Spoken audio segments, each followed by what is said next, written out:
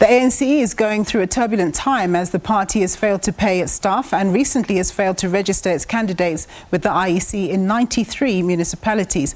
Our SABC colleagues Natasha, Phiri and Ntebo Mokobo sit down with the Treasurer General of the ANC, Paul Mashatile. Over to you, Natasha.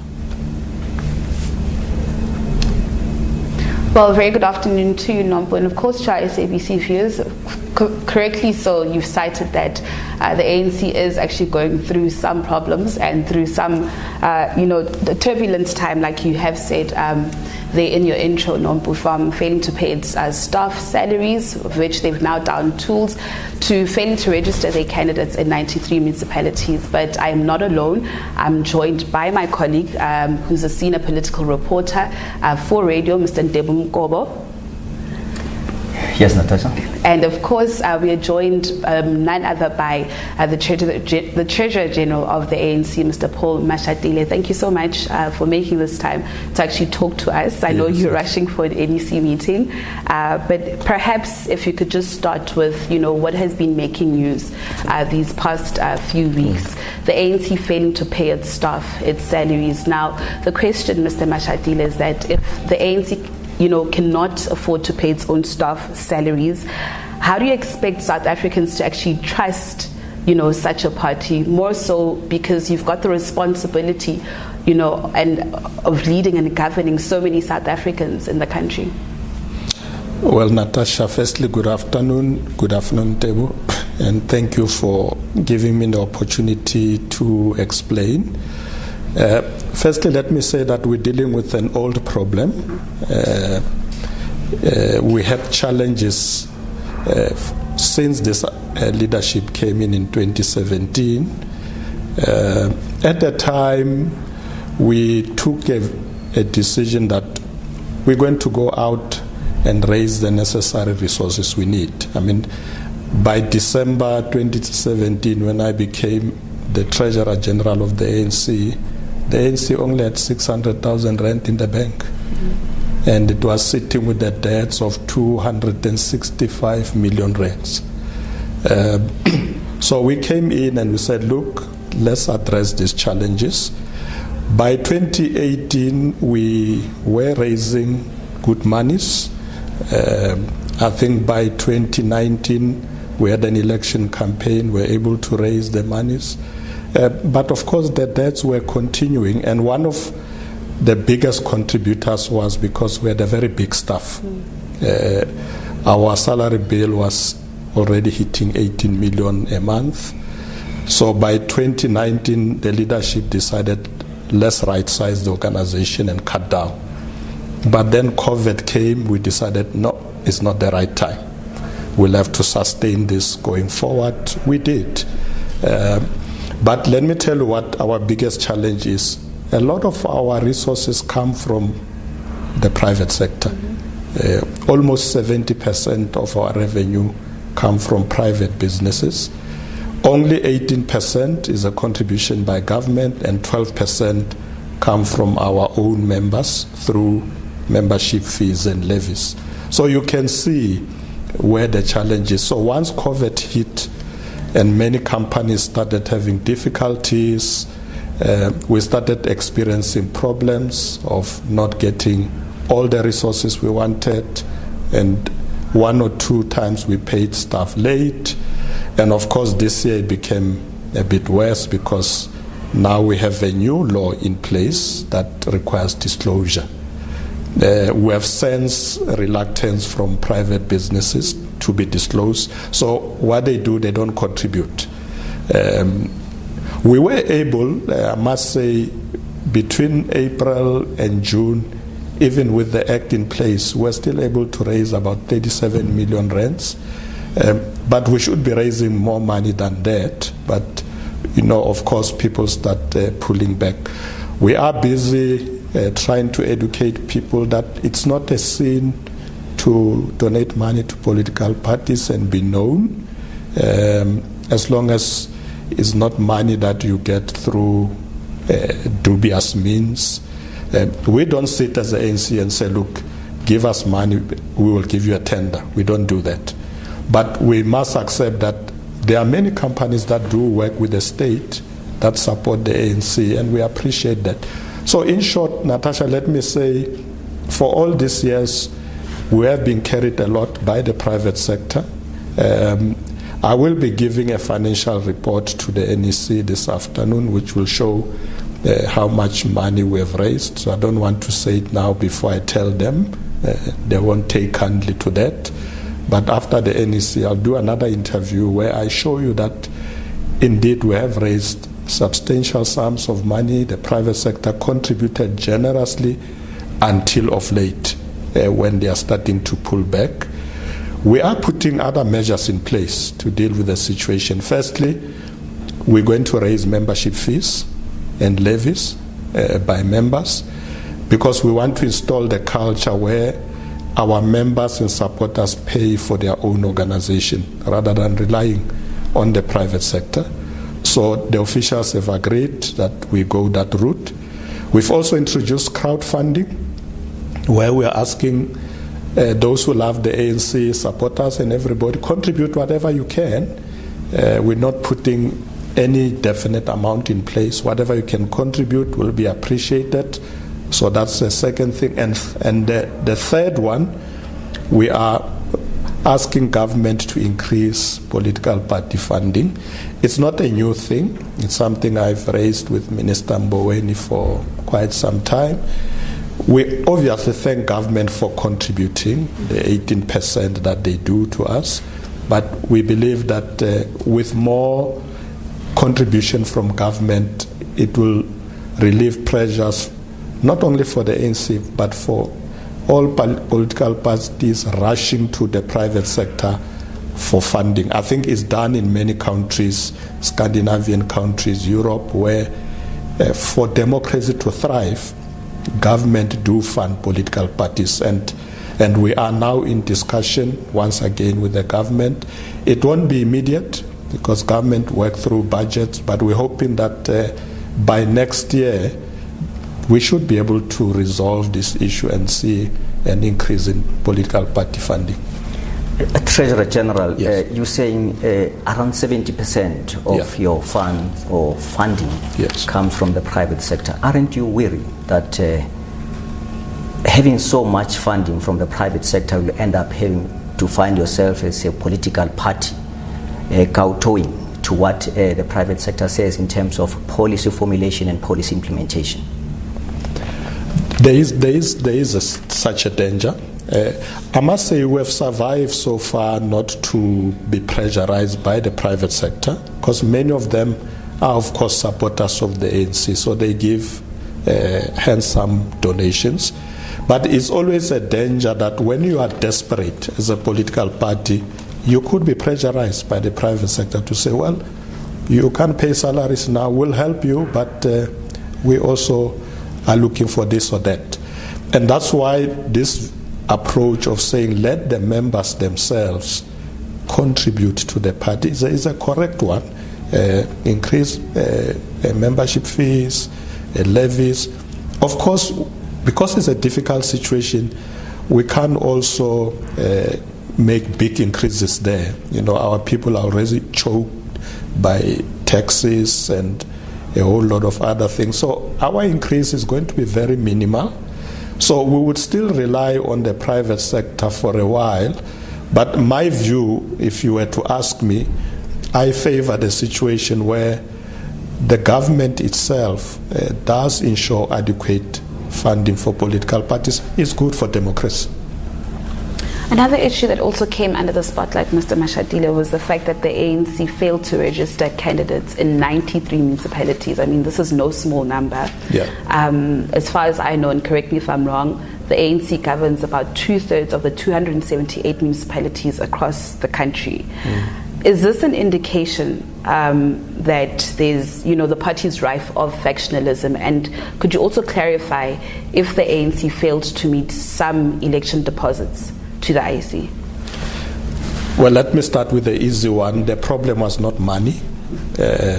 When the ANC was ready to register candidates, I ensure that the ANC have the money to do so. So that's not a problem. Let me tell you what the problem is. The ANC's way of choosing candidates is a very tedious one, very long, starting with BGMs. And you'll recall that between July, let me say June and August, I think we have had 2 lockdowns which prohibited AGMs or BGMs. Remember that a branch of the ANC minimum has 100 members. So when there is a lockdown and 50 people have to meet, it's not a quorum. So what do? They wait.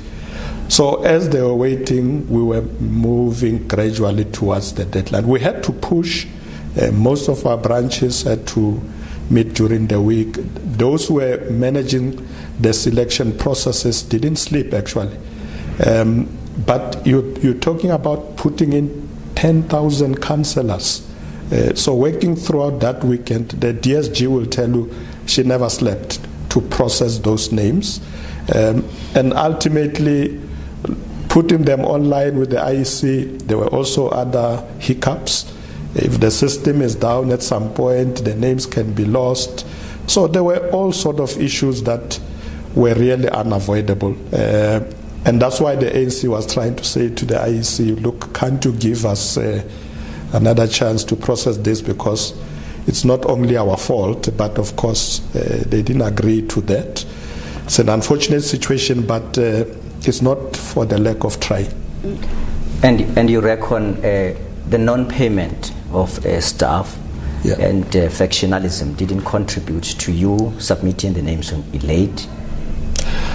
Not so much factionalism, but I know that in July staff did go on strike, but to their credit, they did work. They just said they won't work overtime. So the DSG was relying on members of the ANC generally who can volunteer, but our staff did work. But some of the names and so on from provinces came late to head office. We kept begging comrades, please send the names. So I wouldn't say that the staff deliberately sabotaged us. They did work, although they said they wouldn't like to work overtime until they are paid. We are busy working on that so that they get paid. But I would want to suggest to the ANC at some point that we may need to relook at the way we choose candidates.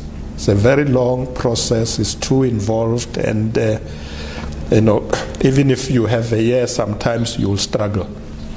Let's stay on the issue of how candidates are actually chosen. Yeah. As you said, it's a lengthy process, and now you've involved the community. Yeah. We've had so many complaints and so many members of the community in Soweto, in Soshanguve, in Hammanskraal calling us and saying that the names that they submitted are not the names that are actually now projected on the final list. They accuse some regional secretaries of manipulating the list and imposing candidates on them. How's the ANC going to solve this problem? It's a difficult one, but what we have done, remember, as we sit at head office, the names arrive. We look at them, is there gender balance, was there support by the community, and we are given reports, yes. And then once we have processed, then some provinces come say, no, that was not the name, so we need to go back now and check what is the truth. So those are the difficulties, because the province receive the names from the regions. The regions receive from the branches. So it's easy that by the time you get the final product, it's actually not what it ought to be. But in most cases, it is accurate. And remember also, provinces have a challenge where they need to balance. Our criteria requires continuity and skills. So sometimes they look at the list and say, but all these nominations are candidates that are new. Let's try and retain one or two from the old, so push down some of those who were nominated. And then people complain. No, why did you do that? So it's a very delicate process, because sometimes you don't want to bring just new candidates. in a municipality. You want to retain 1 or 2 or 3 people who have experience. And when you do that, sometimes you push someone down who was genuinely nominated, but it is for good reason, so you need to go and explain. So we rely on regions and branches to explain to those comrades that, look, you were nominated, but we had to push you a bit down because we needed to keep this comrade with experience, and so on. Sometimes our comrades accept that when you explain to them, but sometimes our structures don't explain on time. But I've realized that once you explain to comrades, they will accept that. In most cases they do, to say, okay, this is the reason why my name has gone down from where it used to be, because maybe there was no gender balance. So you push some men down to bring women up. Very delicate process. Mr. Mashatile, one of the ideas that has been thrown around for you to overcome some of your challenges is that you need to raise membership fees. Yes. Do you have any number in mind in terms of how much will each member paying, and will that be a monthly, like a deduction from each members, like some of your unions in COSATU, they deduct a monthly subscription from their members?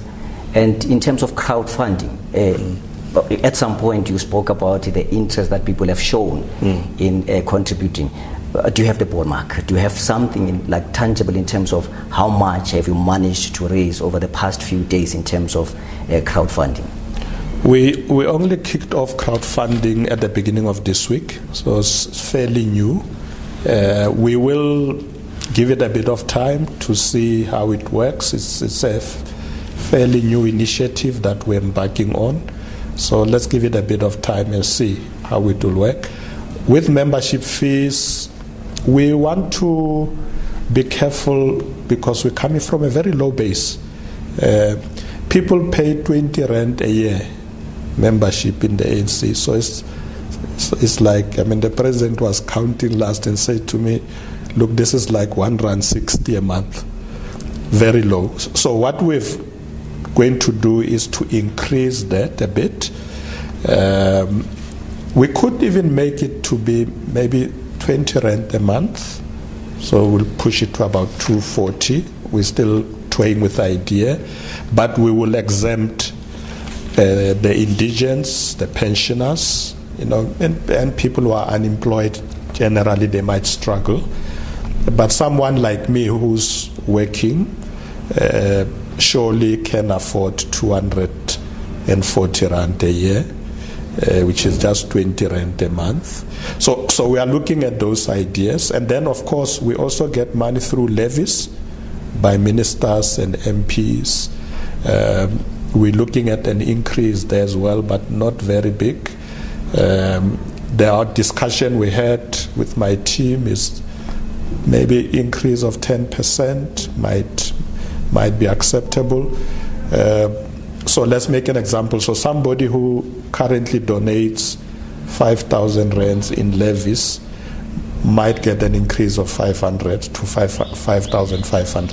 We're very careful not to burden people with debt, because it's easy to say, look, these people are MPs, let them pay 10,000, but they also have a lot of other commitments. They have children in schools, they have bonds to pay. So whilst we want them to donate generously to the ANC, we also don't want to throttle them. Let's try and balance the equations. That will bring us a bit of increase, but not too much. My team estimates that if we go that route, the increase might be maybe another 2 million rand that we will get. It's okay.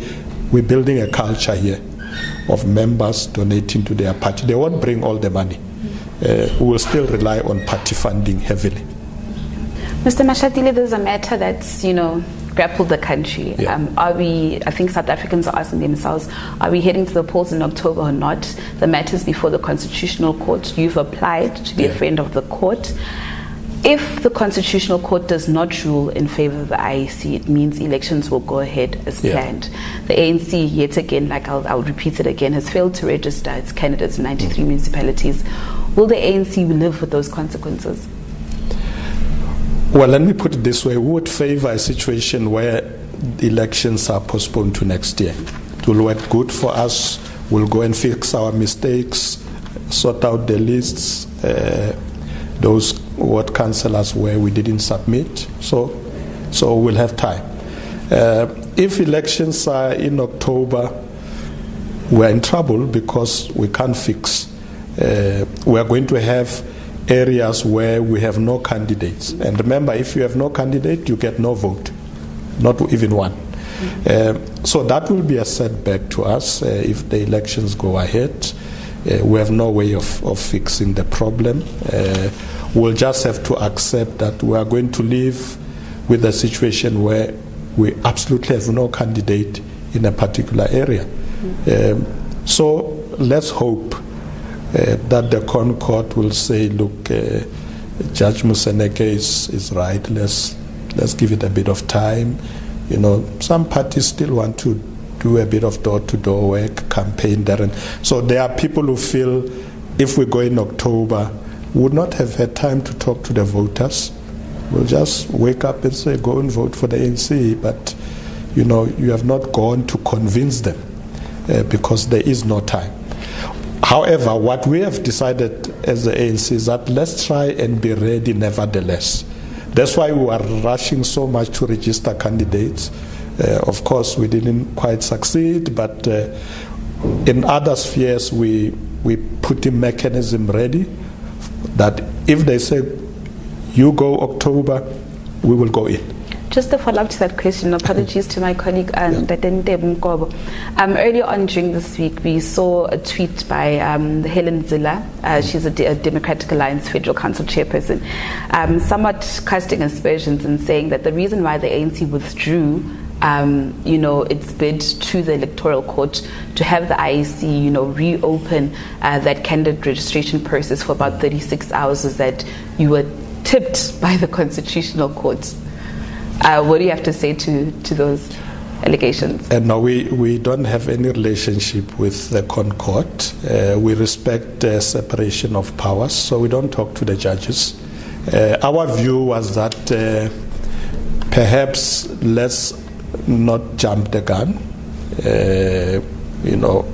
Let's wait, because the Concord will make a ruling.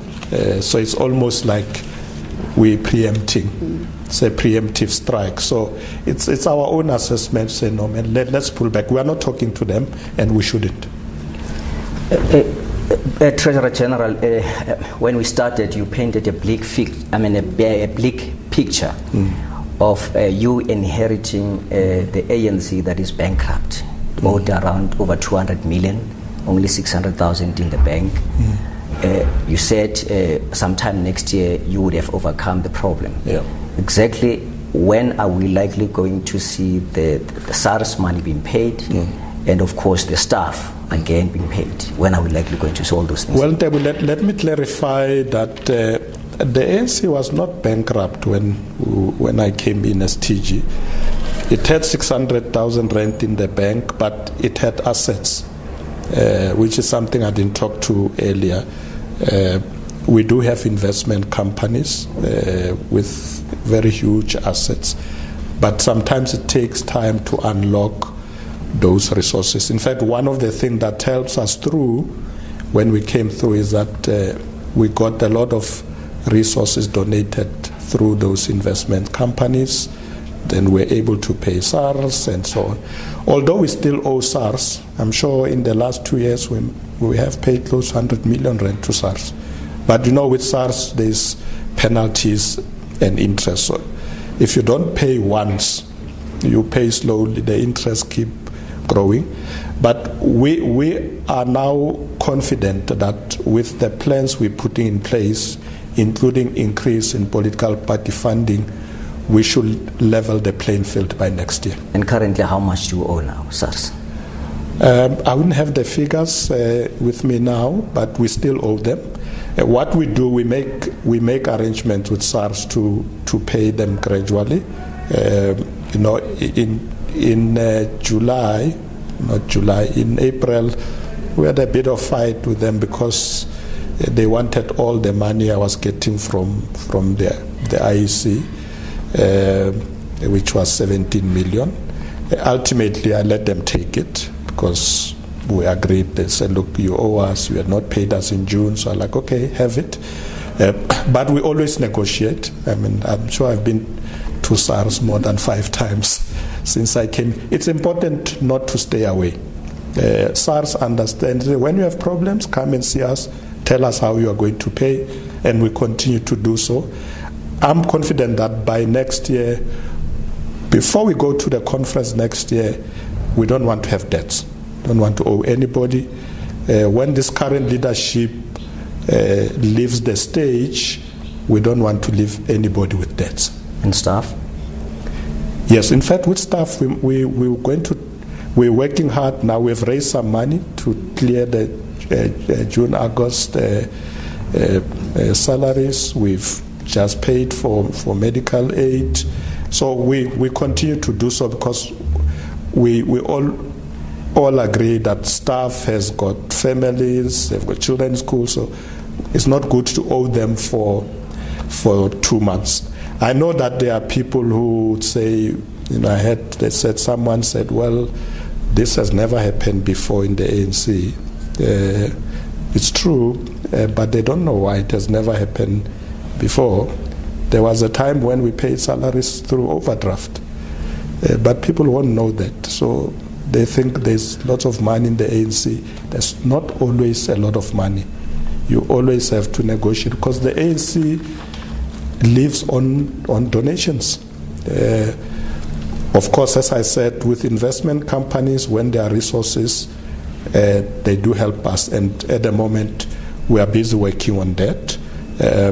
So we won't go bankrupt, but when you have investments and you want to sell off your shares, sometimes it may take you 6 months to get a new buyer to buy in, and then you get the money out. But yeah, we're sitting with very good assets. Mr. Mashatile, lastly, as we wrap up, are you confident that despite all the challenges that the ANC faces, the ANC will overcome? Most definitely.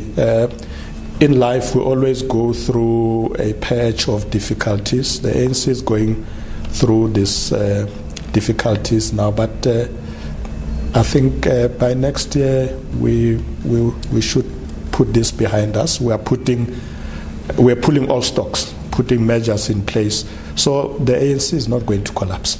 Okay, thank you so much, and thanks for your time. Thank you, Natasha. Thank you, Ntebo. Thank you. Nompu and our viewers, there you have it from the Treasurer General of the ANC, Mr. Paul Mashatile, just clarifying a number of issues with us. And of course, as you've heard him in his letter statement, saying that the ANC will indeed overcome its challenges, and hopefully by next year the financial woes that the party faces will be a thing of the past. As for me, Natasha, Phiri, Ntebo, Mokobo, and the man who's behind the camera, Ronewa, it's back to you in studio.